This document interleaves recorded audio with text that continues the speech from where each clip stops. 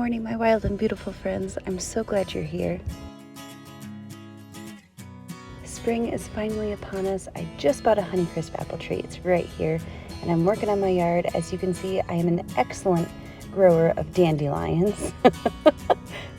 I know some people really don't like having these little beauties in their yard, but I love that they're an early flower that help out pollinators so much, and you can make a delicious detoxifying tea out of it. So I thought I'd share with you this little video on how to do just that. Keep on watching to see how we make it. So the only thing you need for this recipe is dandelion flowers and water.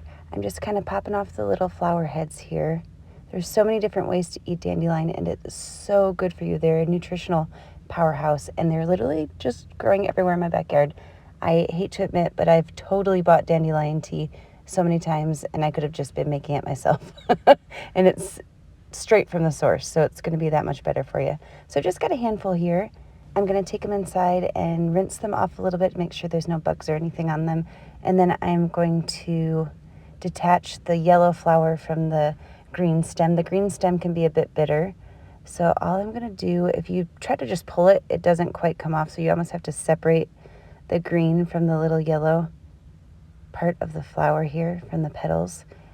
These are a bit wet because I just rinsed them. So you may want to let them dry on the counter for a minute because they get a bit sticky. But as you can see, I'm just kind of pulling them out that way. So we get all that yellow and white petal. That's the sweet part. I'll show you a little bit closer up here how I'm doing it.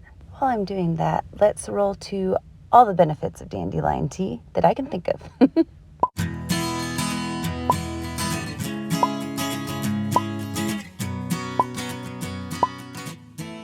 Alrighty, these are the petals from about 3 dandelions. You can do this a bunch of different ways. I've got this little teaspoon that has holes in it, so you can kind of steep the tea. You can use a French press.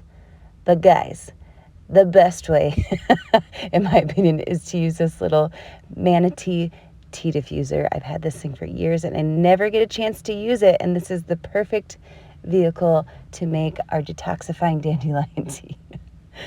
But truly, you can even just put these in water. You don't have to do anything fancy.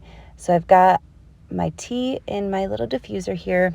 It's probably about a heaping tablespoon, but you can use more if you want it stronger or less if you want it a little less strong.